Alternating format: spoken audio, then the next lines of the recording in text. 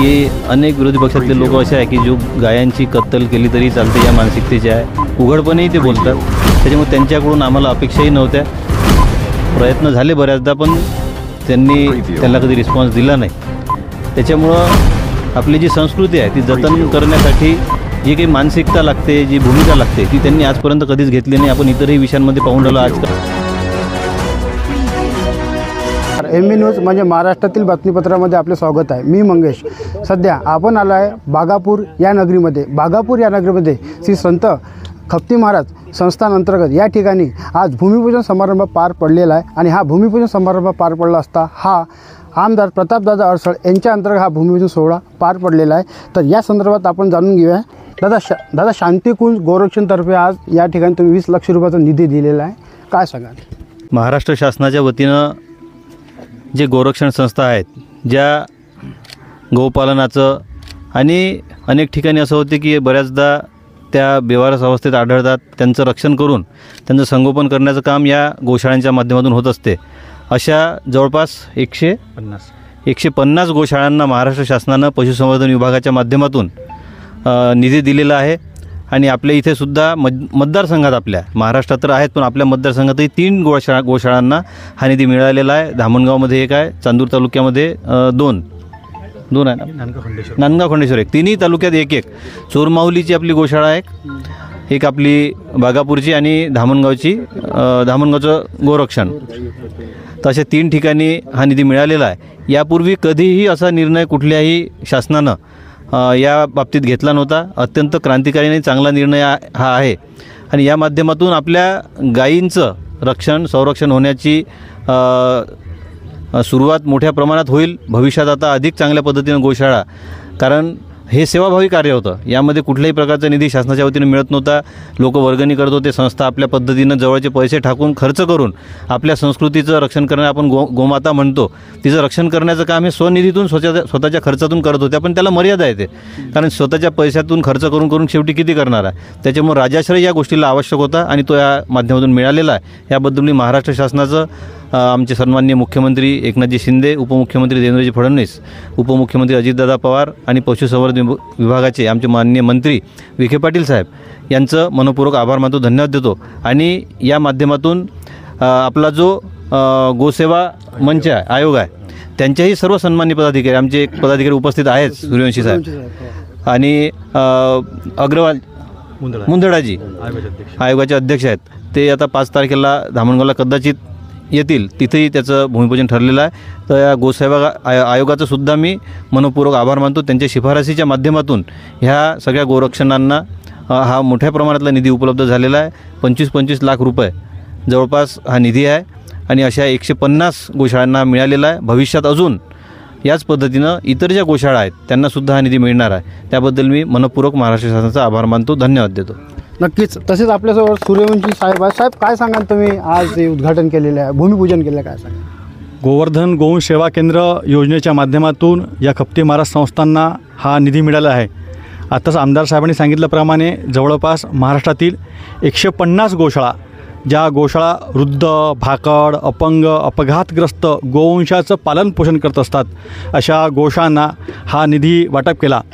महाराष्ट्राचे सन्माननीय मुख्यमंत्री आदरणीय शिंदेसाहेब, उपमुख्यमंत्री देवेंद्र फडणवीस यांच्या प्रयत्नाने विशेष करून महाराष्ट्रामध्ये पहिल्यांदा हा गोसेवा आयोग निर्माण झाला आहे. त्याचबरोबर या सगळ्या गोशाळांना प्रतिदिवस प्रति गोवंश अनुदान मिळावं या संदर्भामध्ये पण महाराष्ट्र गोसेवा आयोग प्रयत्नशील आहे आणि लवकरच सगळ्यांच्या प्रयत्नांनी सगळ्या गोशाळांना अनुदान प्राप्त होईल. आज या प्रसंगी आमदार साहेब उपस्थित, त्यांचे मी आभार व्यक्त करतो, धन्यवाद. अध्यक्ष मंदिराचे, तसेच आपल्यासोबत मंदिराचे अध्यक्ष आहे. सर्वप्रथम तुमचा परिचय द्या आमच्या दर्शकांना. आबा भोगे, अध्यक्ष संत खपतीनाथ महाराज संस्थान बागापूर. आम्ही महाराजांनी ज्या हेतूने हे गोरक्षण सुरू केलं होतं, सेवाभाव, केव्हा सुरू केलं होतं महाराजांनी? महाराज जवळजवळ 1940मध्ये इथे आले बागापूरला. त्यापूर्वी ते गिमोना इथे होते, तिथेही गोरक्षण होतं, इथेही गोरक्षण सुरू केलं. आणि महाराजांचं गोरक्षणाचं ध्येय जे होतं ते गायींचं संवर्धन करणे. इथे आम्ही जे गोरक्षण करतो आहे त्या गोरक्षणामध्ये महाराजांनी जी आम्हाला व्रत घालून दिलेलं आहे भक्तांच्या वर्गणीच्या माध्यमातून आम्ही आजपर्यंत इथे गोरक्षण करत आलेलं आहे. इथे गोरक्षण असं होतं की लोक इथे गायी आणून टाकतात. ज्या कसायाकडे जाणाऱ्या गायी आहेत किंवा ज्या बिमार गायी आहेत त्या आम्हाला लोक आजूबाजूचे आणून देतात. एकंदर किती गायी आहे? इथे 150 गायी आहेत आता जवळजवळ, आणि काही म्हशी आहेत, काही छोटे बछडे आहेत, आणि त्या सगळ्यांचं संवर्धन आम्ही भक्तांच्या निधीमधून आतापर्यंत करत आलेलं आहे. पण या गोसेवा जी ट्रस्ट आहे त्यांनी जी आम्हाला आर्थिक मदत दिलेली आहे, महाराजांचं हे कार्य ही संस्था अजून उत्तमप्रमाणे करेल असं मी आमदार साहेबांना आणि अध्यक्षांना विश्वास देतो, आणि हे कार्य आम्ही पुढे घेऊन जाऊ. तसेच मंदिर सचिवसुद्धा आपल्यासोबत आहे. नेमकं काय सांगा तुमचा परिचय? मी गंगाधर बावणे, श्री संत खप्ती महाराज संस्थानचे सचिव आहे. मी सर्वांना सांगू इच्छितो की महाराजांनी गेल्या 85 वर्षा आधीपासून हे गोरक्षण सुरू केलेलं होतं, आणि त्यांचा जो हेतू होता की बुवा इथे ज्या गायी कसायाकडे जातात, ज्या भाकड गायी आहे ज्यांना कोणी पोसू शकत नाही, तर अशा गायी महाराज सोबत घेऊन यायचे आणि इथं आणून त्यांचं पूर्ण पालन पोषण करायचे, त्यांचं संगोपन करायचे. तर तोच मुख्य हेतू महाराजांचा आम्ही समोर निरंतर सुरू आहे, आणि आजही गोरक्षण आपलं त्या पद्धतीनं सुरू आहे. इथं आपण कोणताही व्यावसायिक हे उद्देश नाही आहे, दूध दुभतं वगैरे करत नाही आपण, फक्त सेवाभाव हा असतो. आणि इथे गोरक्षणाला सगळं महाराजांच्या भक्तांमधूनच देणगीमधूनच हे कार्य इथं निरंतर सुरू आहे. आज महाराष्ट्र गोसेवक आयोगातर्फे जो निधी 20 लाखाचा आपल्याला प्राप्त झाला आहे, आणि त्याचं शेडचं जे बांधकाम आहे त्याचा भूमिपूजन समारंभ आज पार पडला आहे. तर मी आमदार साहेब आपले प्रतापदादा अडसाळ यांचे आणि गोसेवा आयोग चे सर्व पदाधिकारी, सूर्यवंशी सरसुद्धा यांचे सगळ्यांचे आभार मानतो. धन्यवाद. तसेच बागापूर येथील सरपंच विवेक चौधरी आपल्यासोबत आहे. एक गावाचे तुम्ही एक सरपंच आहे, काय सांगाल? श्री संत खप्ती महाराज संस्थानतर्फे जे महाराजांनी जे गोसेवा आयोग म्हणजे गोशाळा सुरू केली ते 1940-45च्या दरम्यानपासून सुरू आहे. आणि हे त्यांनी त्यांच्या जे कारकिर्दीत होतं त्यांनी विशेष महत्त्व गोशाळेला दिलं होतं. आणि बऱ्याच वेळा मी यांच्याकडून भोगे काकाकडून वगैरे सर्वांकडून ऐकतो, आणि आम्ही पण पाहिलं महाराज जेव्हा कसाई वगैरे दावण म्हणून घेऊन जायचे, आणि ते जर रस्त्यावर महाराजांना दिसले तर महाराज स्वतः गाडी थांबवून त्यांना जे म्हणून ते किंमत देऊन त्या गाई सर्व आपल्या आश्रमात घेऊन यायचे. आणि त्यांचं हा जो उपक्रम होता गोशाळेचा, हा त्यांचा जिव्हाळ्याचा विषय होता. आणि याच्यासाठी म्हणूनच आता गव्हर्नमेंटने पण हा BJP गव्हर्नमेंटनी, भाजपा गव्हर्नमेंटनी, शिवसेना यांनी संयुक्त विद्यमानाने जे गोशाळेला जो महत्त्वाचा विषय होता याला जे प्राधान्यानं निधी वगैरे उपलब्ध करून दिला, कारण का आतापर्यंत हा दुर्लक्षित विषय होता. आणि आता जे या गव्हर्नमेंटने जो या विषयाकडे लक्ष दिलं त्याबद्दल मी गव्हर्नमेंटचे खूप खूप आभार मानतो. आणि तसं प्रतापदादांनी आणि आपले सूर्यवंशी साहेबांनी जे इथे आम्हाला 20 लाख रुपये जे निधी उपलब्ध करून दिला त्याबद्दल मी त्यांचे पण आभार मानतो. आणि हे जे रथ आहे याच्यानंतरही चांगल्या पद्धतीने सुरू राहील असं मी दादा, यापूर्वी जे सरकार होते त्या सरकारने ही योजना राबवली होती का? नाही, याआधी गोशाळेच्या बाबतीत हा कधीच विचार झाला नाही. तर हा आता राजकीय प्रश्न विचारला तुम्ही म्हणून सांगतो की अनेक विरोधी पक्षातले लोक असे आहे की जो गायांची कत्तल केली तरी चालते या मानसिकतेचे आहे. उघडपणेही ते बोलतात. त्याच्यामुळे त्यांच्याकडून आम्हाला अपेक्षाही नव्हत्या. प्रयत्न झाले बऱ्याचदा, पण त्यांना कधी रिस्पॉन्स दिला नाही. त्याच्यामुळं आपली जी संस्कृती आहे ती जतन करण्यासाठी जी काही मानसिकता लागते, जी भूमिका लागते ती त्यांनी आजपर्यंत कधीच घेतली नाही. आपण इतरही विषयांमध्ये पाहून राहिलो. आजकालची जी काही परिस्थिती आहे त्या परिस्थितीत मी सगळंच काही बोलणार नाही, पण आपल्याला त्यातून लक्षात येते की त्यांची मानसिकता कुठल्या प्रकारची आहे. आपली संस्कृती जतन व्हावी, ती पुढं जावी अशी भूमिका त्यांनी आजपर्यंत कधीच पाळली नाही. त्याच्यामुळंच आपली एवढ्या प्रमाणात राजाश्रय नसल्यामुळं अधोगती वेगवेगळ्या क्षेत्रात झाली. आता कुठंतरी सगळ्या क्षेत्रांमध्ये त्यामध्ये शासकीय अनुदान मिळून राहिलं, शासनाचा आधार मिळून राहिला. त्याच्यामुळं संस्कृतीचं आणि आपल्या भारतीय संस्कृतीचं जतन पुढेही भविष्यात होत राहील. आणि त्या दृष्टीने आपण अत्यंत चांगली जी आपली संस्कृती आहे, जी जगाचं मार्गदर्शन करणारी संस्कृती होती, तीसुद्धा आता याच्या पुढं पुनरुज्जीवित होऊन पुन्हा जगाला मार्गदर्शन करणारी होईल असा मला विश्वास आहे. नक्कीच. बघा, बागापूर येथे शांतिकुंज गौरक्षण आहे आणि या गौरक्षणमध्ये संपूर्ण तब्बल 150 ते गाई म्हशी आहे. पण या ठिकाणी हे गाई म्हशी असून हे कुठल्याही प्रकारे त्यांचं दही दुभतं न काढता या ठिकाणी प्रत्येक येणारे गाई आणि म्हशीचं या ठिकाणी व्यवस्थितपणे संगोपन केलं जाते, त्यांची देखभाल केली जाते. आणि तुम्ही एक तालुक्याला धामणगाव विधानसभा क्षेत्राला काय संदेश देणार, जसं जसं तुम्ही एखादा द्यान का, जसं आमच्या इथं हे गाई म्हशी आणून? बरोबर. आम्ही संत खप्ती महाराज संस्थांच्या माध्यमातून आणि शांतिकुंज गोरक्षणच्याही माध्यमातून आजूबाजूचे जेवढे गाव आहे त्या सगळ्या गावातील शेतकऱ्यांना ज्यांच्याकडे गाई वगैरे आहे त्यांच्याकडे आम्ही जाऊन आलो आहे. त्यांना सर्वांचा हा मेसेज दिलेला आहे की बा जर तुम्हाला त्या गाई पोसता येत नाही किंवा त्यांचं संगोपन करता येत नाही, कधी चाऱ्यामुळे म्हणा, कधी आर्थिक याच्यामुळे म्हणा, तर अनेक त्यांचे समस्या असतात. तर त्याच्यामुळे त्यांना आम्ही हा संदेश दिला आहे की बा अशी जर परिस्थिती आली तर शांतिकुंज गोरक्षण संत खप्ती महाराज संस्थान इथे आपण आणून देऊ शकता, त्याचं आम्ही संगोपन करूया.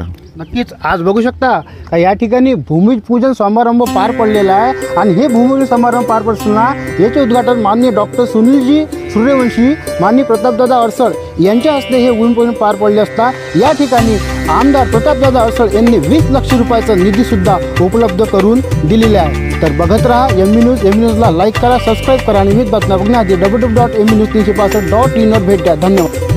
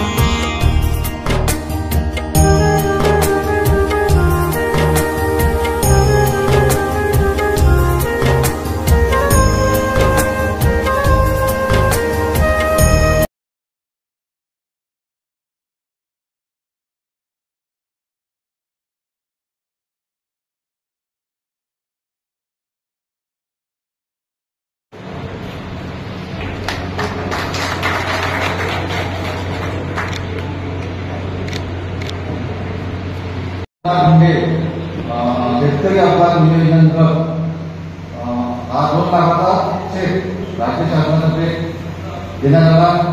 माननीय आमदार साहेबांचे अखंड भारत मातेचे मी अभिवादन करतो. या पवित्र खप्ती महाराज